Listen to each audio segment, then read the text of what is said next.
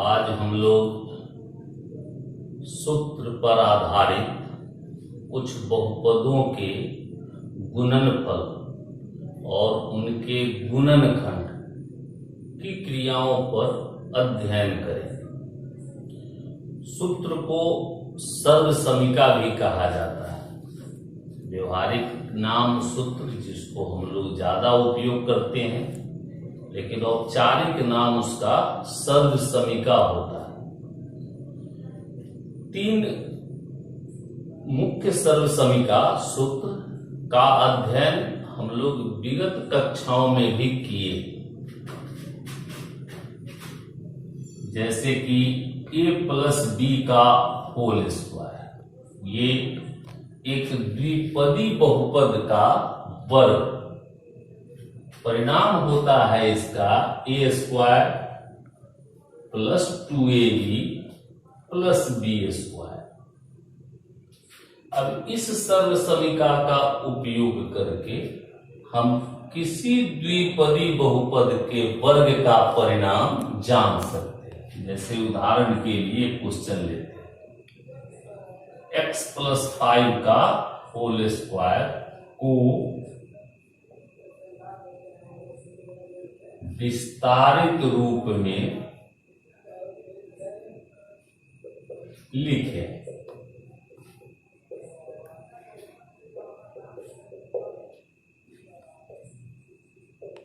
इसका आंसर यदि हम दें तो x+5 का होल स्क्वायर इक्वल होगा, यह जो हमारा बहुपद है इसके पहले जो दिए गए सूत्र है उसके ही जैसा, तो इसका परिणाम भी इसी पर आधारित होगा।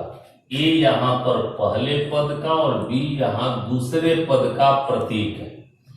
यहाँ पर पहले पद के रूप में x है, दूसरे पद के रूप में 5 है, तो हम लिखेंगे पहला पद का वर्ग यानी x² + 2 इंटू पहला पद इंटू दूसरा पद, 2 इंटू x इंटू 5 प्लस दूसरे पद का वर्ग। सरल करने पर परिणाम होगा x² + 10x + 25। ये हमारा एक सूत्र है। एक दूसरा भी सूत्र जिसका अध्ययन हम पहले से कर चुके हैं, वो आज यहां हम दोहरा रहे हैं। a-b का होल स्क्वायर जो होता है a² - 2ab + b²। और यदि इस पर आधारित हम किसी बहुपद के परिणाम की बात करें तो एक क्वेश्चन फिर लें इसके लिए, x - 2y का होल स्क्वायर को विस्तारित रूप में लिखें। इसका जब आंसर हम प्रस्तुत करें तो x - 2y का होल स्क्वायर इस सूत्र पर आधारित है।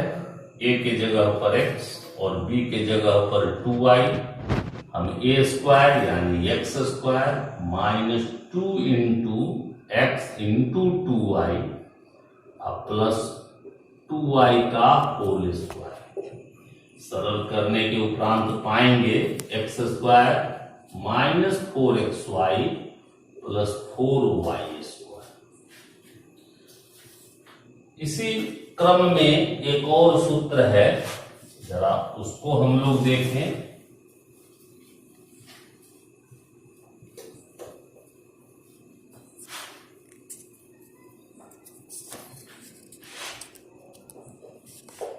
a+b इंटू a-b, ये भी द्विपदी व्यंजक का ही गुणनफल है, लेकिन इसमें अंतर है कि इसका जो प्रथम द्विपदी है, दूसरे द्विपदी में पद तो वही है लेकिन इसके चिन्ह बदले हुए, और इसका परिणाम होता है हमारे लिए a² - b²। और अगर इस पर आधारित प्रश्न ले हम,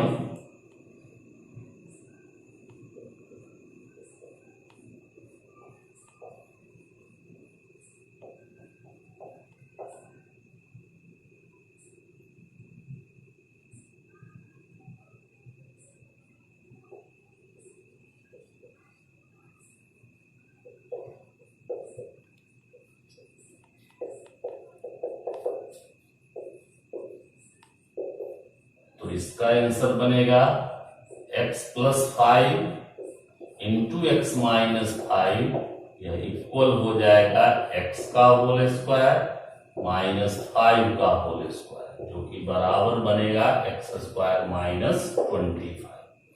तो इस तरह से ये 3 सूत्र, जिसका कि हम पिछली कक्षाओं में भी अध्ययन किए हैं, उस सूत्र के उपयोग से गुणनफल प्राप्त किए।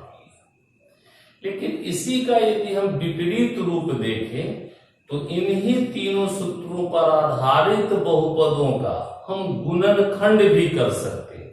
उदाहरण के लिए हम फिर क्वेश्चन लेते हैं।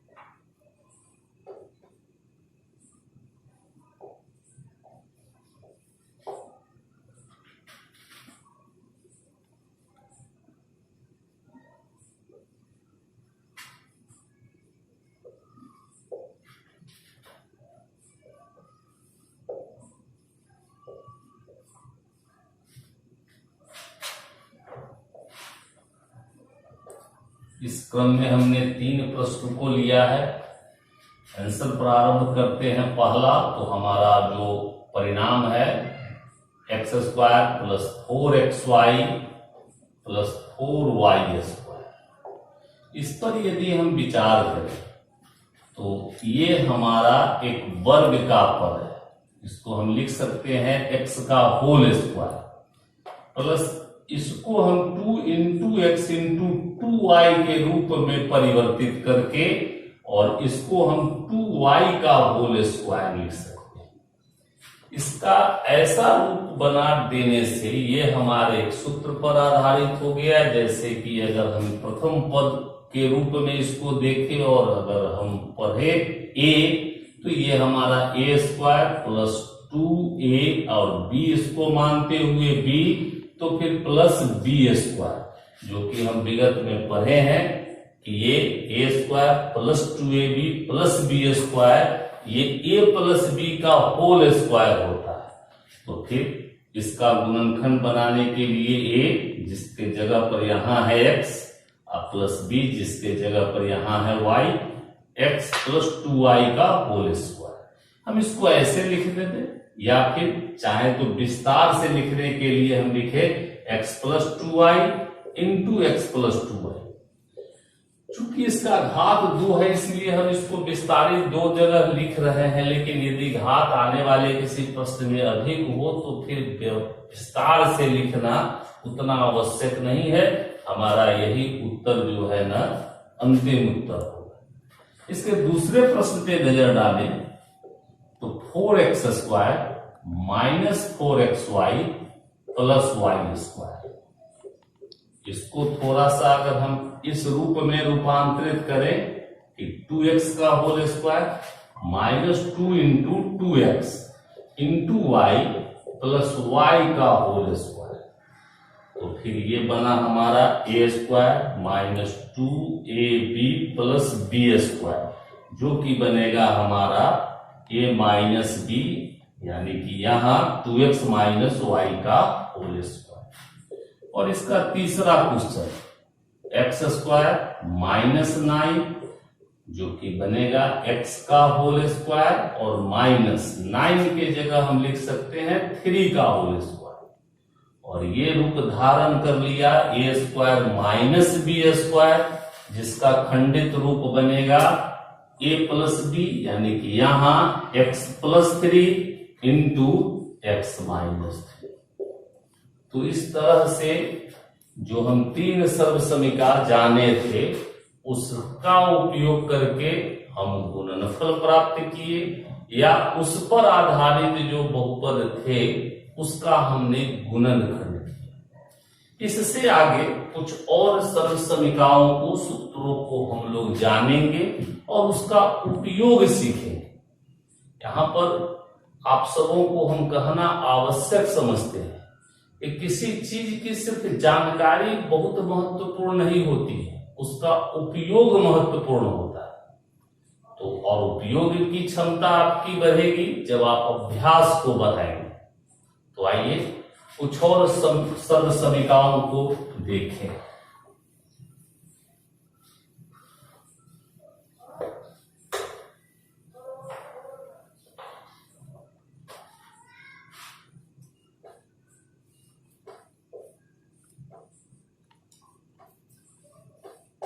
इस सरल समीकरण को देखिए, इसमें दो पद है, दोनों द्विपदी है। जैसे प्रथम जो है हमारा बहुपद वो भी द्विपदी है, दूसरा जो है वह भी द्विपदी है, और साथ ही खासियत है कि दोनों का प्रथम पद समान है, लेकिन दोनों के दूसरे पद बिलग बिलग, और सभी का चिन्ह धनात्मक है, पॉजिटिव।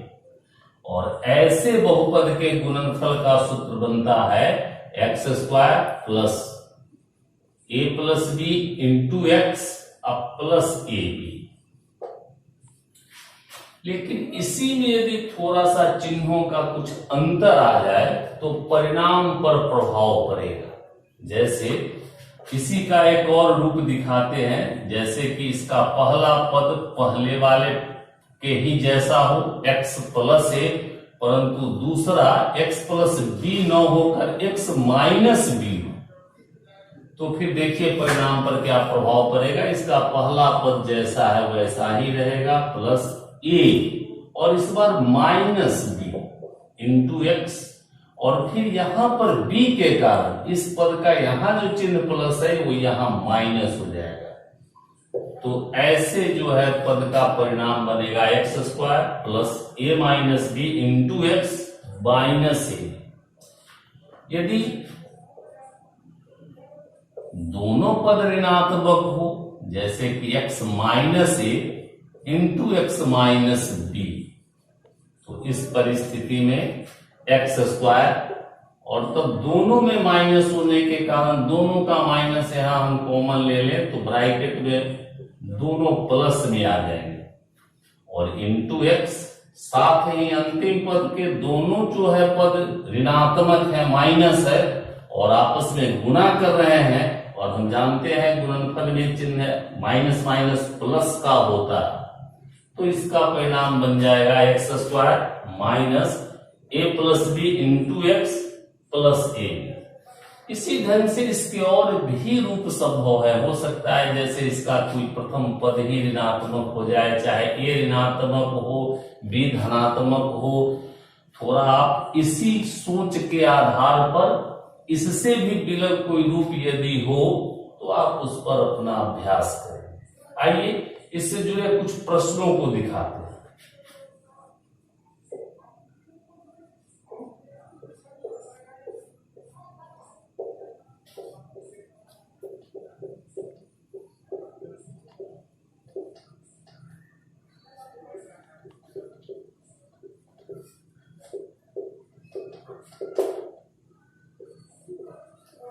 प्रश्न हमने लिया x plus 5 into x minus 3 का गुणनफल प्राप्त करें। x plus 5 into x minus 3, यह जो है ऐसा है जैसे कि x plus a into x minus B, और इस तरह से इस वाले सूत्र का हम प्रयोग करें तो पहला पद का वर्ग यानी x square plus under bracket 5 minus 3 into x minus 5 into 3, और ये परिणाम बनेगा x square plus 2x minus 15। ऐसे कुछ प्रश्न आपके पाठ्य पुस्तक में दिए गए हैं, आप जो है उसका अभ्यास करेंगे। आप इन्हीं सब सूत्रों के उपयोग से किसी संख्याओं के गुणनफल को भी आप ज्ञात कर सकते हैं। एक प्रश्न देखिए,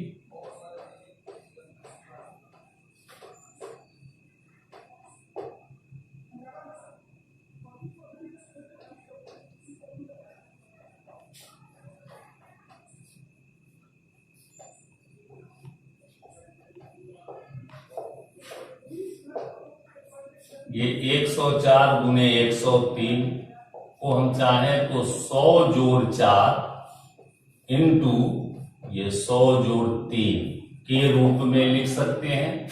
और इस रूप में लिखने पर ये बन जा रहा है x plus a into x plus b, जिसका गुणनफल हम जानते हैं x square plus a plus b into x plus a b. और यदि उस सूत्र का प्रयोग करें तो x square plus a plus b into x plus a into b, 100 का वर्ग 10,000 प्लस 4 3 7 में 100 से गुना करने पर 700 और जोड़ 4 किया 12, और इस तरह ये बन जाएगा 10,712। तो इन्हीं सब सूत्रों की सहायता से आप ऐसे भी कुछ प्रश्नों का समाधान कर सकते हैं। इसके विपरीत इन्हीं सब प्रश्नों पर आधारित जो बहुपद हैं उनका हम गुणनखंड भी कर सकते हैं। और गुणनखंड के लिए आप पीछे के अध्याय में गुणनखंड प्रमेय जाने, यहाँ आप मध्य पद के विभाजन से भी गुणनखंड कर सकते हैं। आइए इसका भी एक उदाहरण देखें।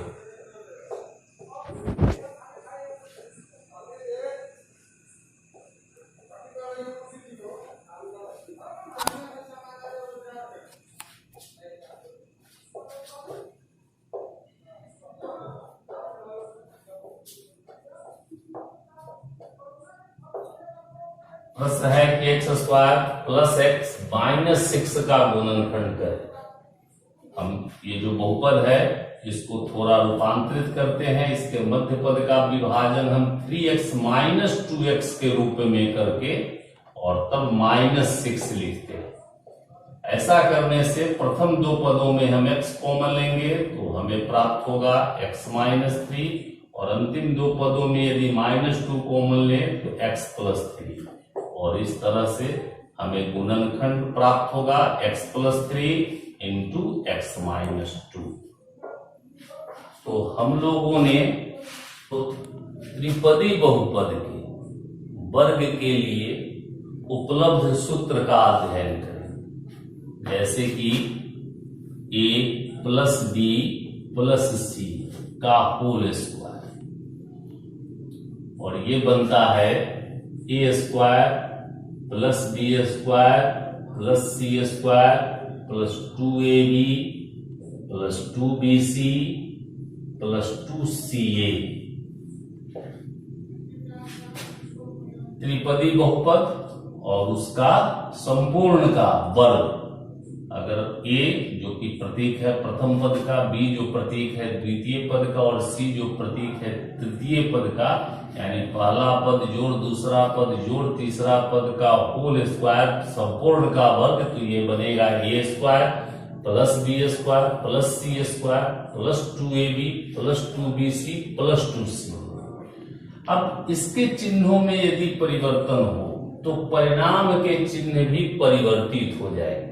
जैसे उदाहरण में यदि हम लेते हैं a plus B minus c का होल स्क्वायर, तो प्रथम तीन पद जो है परिणाम के वो तीनों वर्ग के पद है, और वर्ग के पद के चिन्ह में परिवर्तन नहीं होगा, ये ऐसे ही रहेगा a square plus b square plus c square. और जो पद है उस पर विचार करना होगा। c चूंकि ऋणात्मक है इसलिए c वाला जो पद होगा वो सब हमारा ऋणात्मक हो जाएगा। जैसे इसका परिणाम बनेगा plus 2ab minus 2bc minus 2ca। अगर हम तीसरे पद को न दूसरे पद को ऋणात्मक लेते, जैसे a माइनस बी प्लस सी का होल स्क्वायर, यदि ऐसा होता तो देखिए जरा परिणाम a square plus b square plus c square minus 2ab minus 2bc plus 2ca। और यदि ये दोनों पद ऋणात्मक होते, जैसा कि a minus b minus c का होल स्क्वायर, तो इसका परिणाम बनता है a square plus b square plus c square, और -2ab plus 2bc plus 2bc, इसलिए इसमें b भी ऋणात्मक है, c भी ऋणात्मक है, और आप अवगत है माइनस माइनस का परिणाम प्लस, तो प्लस 2bc माइनस 2c। तो कुछ रूपों को हमने दिखाया, संभव है इससे विलग भी कोई रूप आपके सामने आए गुणनफल के लिए, तो अब जो है आपकी क्षमता बढ़ी और इस आधार पे आप उसका भी परिणाम सही उपलब्ध कर सकते हैं, दे सकते हैं। इस पर आधारित यदि कोई प्रश्न हो, जैसे उदाहरण में एक प्रश्न लेते हैं, x plus 2y minus 3z का whole square.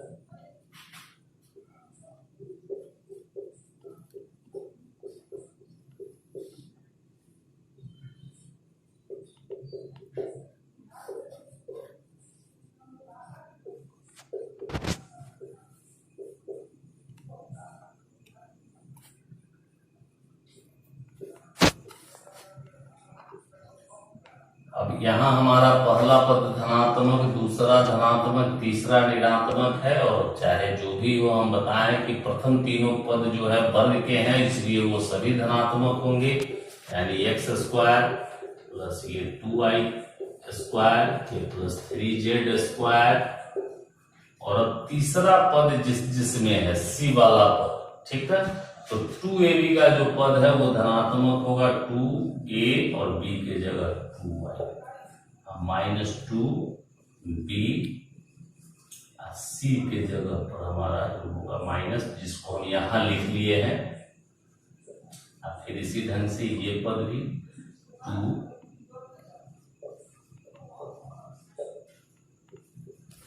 a square plus b square plus c square plus 2ab minus 2bc minus 2ca, और परिणाम बनेगा हमारा x square plus 4y square plus 9z square plus 4xy minus 12yz minus 6zx।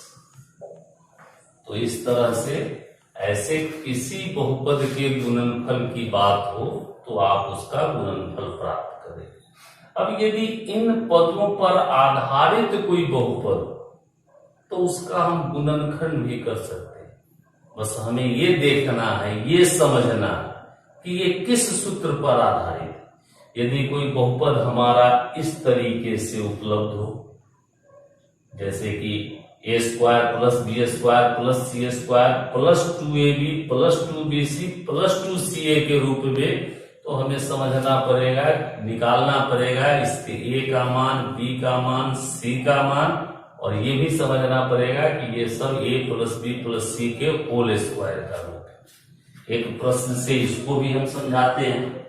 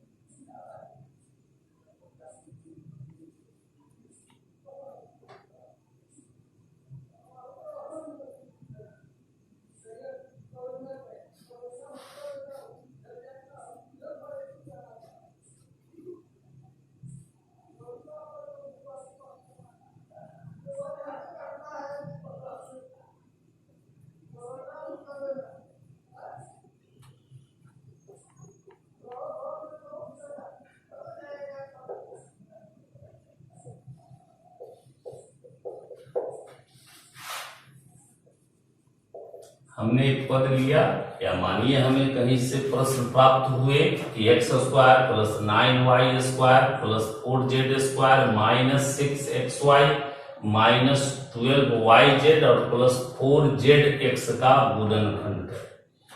हम इससे पहले जो सूत्र देखे थे, तो प्रथम तीनों पद तो हमारे धनात्मक थे और अंतिम तीनों पद में कोई एक पद धनात्मक था, कोई ऋणात्मक था। तो हमें यहाँ ये सोचना होगा कि हमारा कौन सा पद ऋणात्मक है और क्यों। इसके लिए सबसे पहले हम जो दिया गया बहुपद है उसको ले ले, तो x square plus 9y square plus 4z square minus 6xy minus 12yz और प्लस 4zx। यहां अगर हम विचार करें तो हम पाएंगे कि इसमें और इसमें दोनों में y कॉमन है, y दोनों में शामिल है और दोनों का चिन्ह ऋणात्मक है, जबकि इसमें y नहीं है और इसलिए यह ऋणात्मक नहीं है। इससे हमको एहसास हो रहा है कि हमारा y वाला पद यानी कि दूसरा पद वो ऋणात्मक है। तो इस बात को यदि हम समझ ले तो हम इसको थोड़ा सा ऐसे तब्दील करें, जैसे कि एक्स स्क्वायर प्लस इसको 3y का होल स्क्वायर प्लस इसे 2z का होल स्क्वायर और माइनस का चिन्ह जैसे है रहने दे, 2x 3y फिर माइनस 2 3y इंटू 2z और फिर प्लस 2z इंटू x।